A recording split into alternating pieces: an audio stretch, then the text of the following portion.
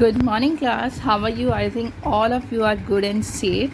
So today I'll start with the next topic of our banks. जो हम chapter हमने business services start किया था उसमें हमने डिफरेंट काइंड्स या classification of banks previous video में डिस्कस किया था. Today I'll start with the next topic. It is called the functions of commercial banks.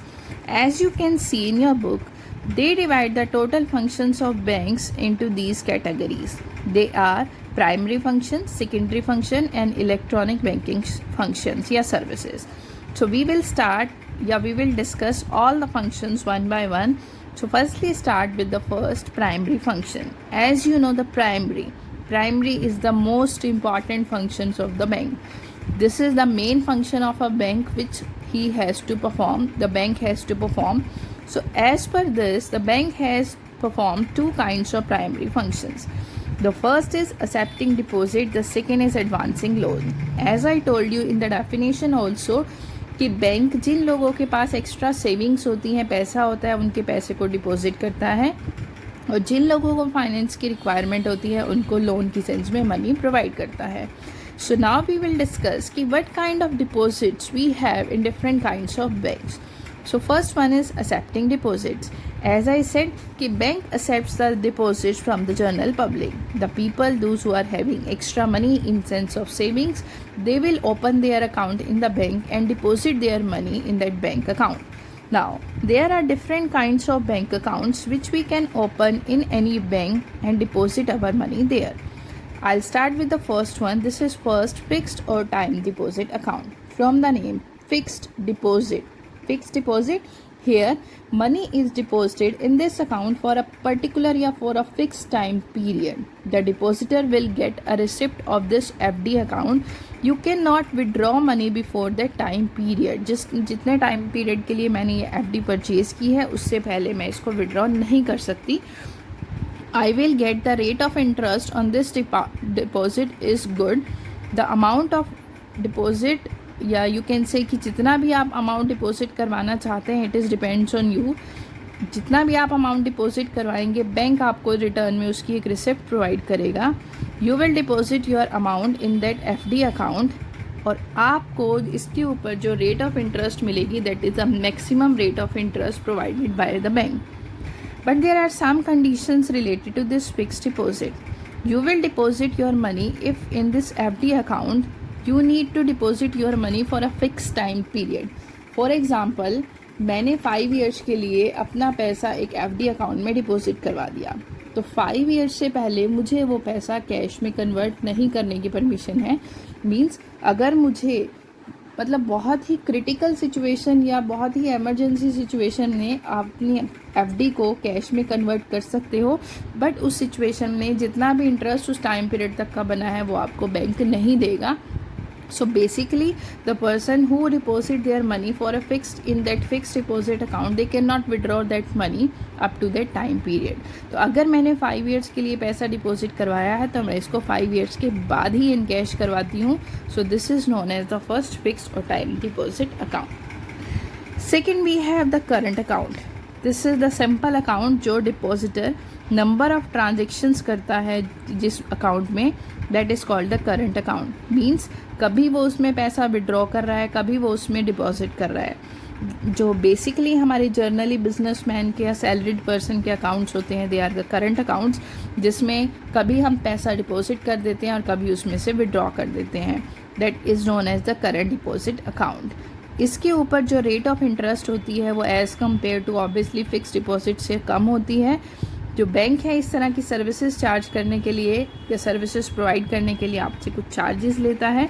आप कभी भी इसमें अपना पैसा डिपॉजिट कर सकते हो और विड्रॉ भी कर सकते हो. This is also known as demand liability of the bank.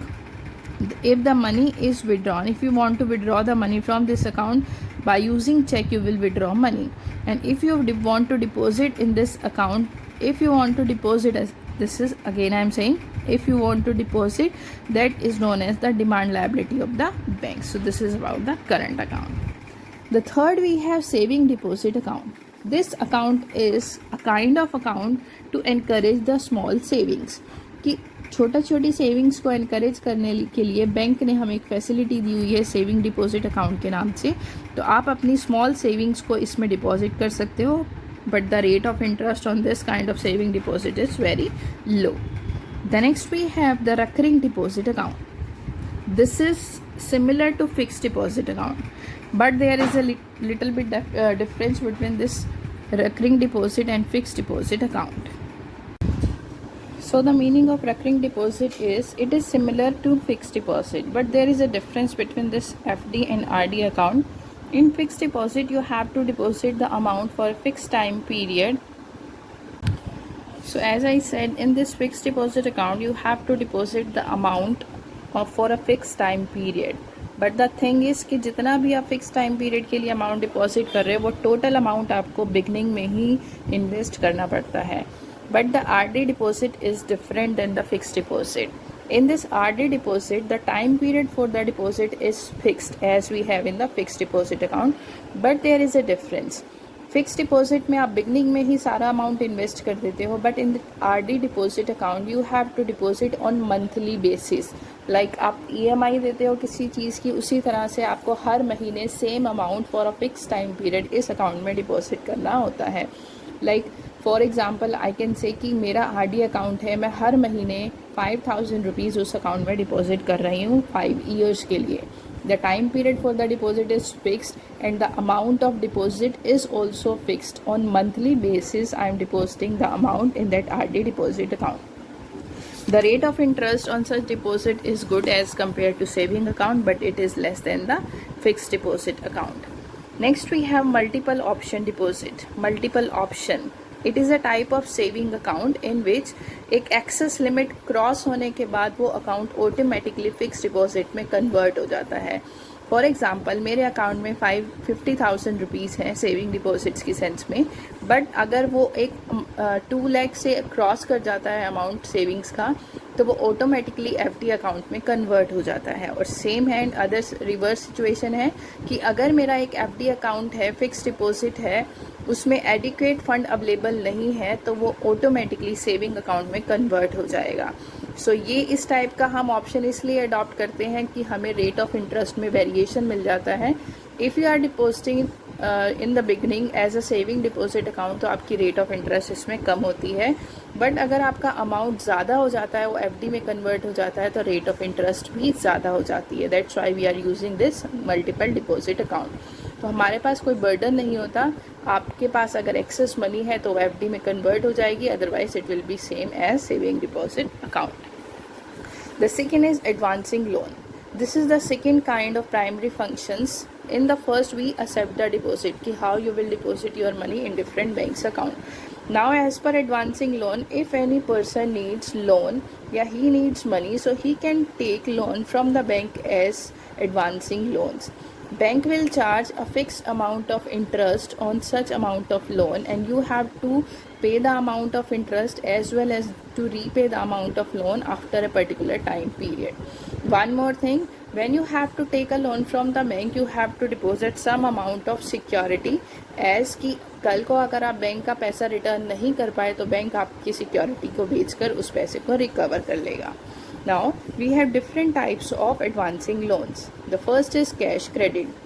Here the borrower means the person who is in need of money.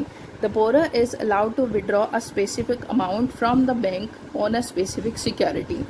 एक पर्टिकुलर अमाउंट जितना भी उसको विड्रॉ करना है वो एक स्पेसिफिक सिक्योरिटी गिरवी रख के उस अमाउंट को बैंक से विड्रॉ कर सकता है, और एक पर्टिकुलर टाइम पीरियड में उसको वो अमाउंट रीपे करना पड़ता है, मीन्स अगेन डिपॉजिट करना पड़ता है. Bank will charge interest on the money withdrawn. Next thing we have the overdraft.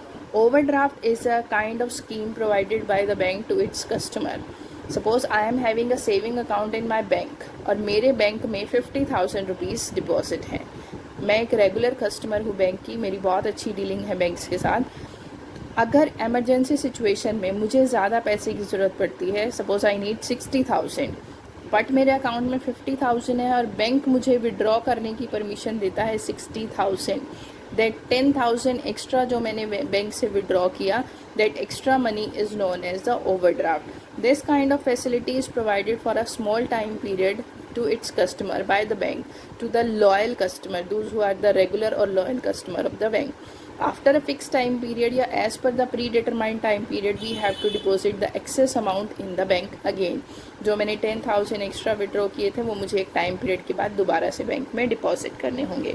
That excess amount is known as the overdraft. As I said, this kind of facility is provided only to the loyal or regular customer of your bank. Next we have the demand loan. These loans are provided by the bank against some kind of securities. These securities are the government securities or life insurance policies. Like कोई भी person अपनी एक LIC purchase करता है. आप लोगों को सभी को पता होगा LIC क्या होती है. लाइफ इंश्योरेंस, अपनी लाइफ की सेफ्टी के लिए मैंने पॉलिसी परचेज़ की हुई है, दैट इज़ कॉल्ड LIC. या किसी भी गवर्नमेंट की सिक्योरिटीज़ में अपना पैसा इन्वेस्ट किया हुआ है. अगर मुझे एक टाइम पीरियड पर किसी भी पर्टिकुलर रीज़न के लिए पैसे की या लोन की रिक्वायरमेंट है तो मैं इन सिक्योरिटीज़ को, इन पॉलिसीज़ को गिरवी रखकर एक टाइम पीरियड के लिए बैंक से डिमांड पर पैसा ले सकती हूँ. That is called the demand loan. Next we have the term loan.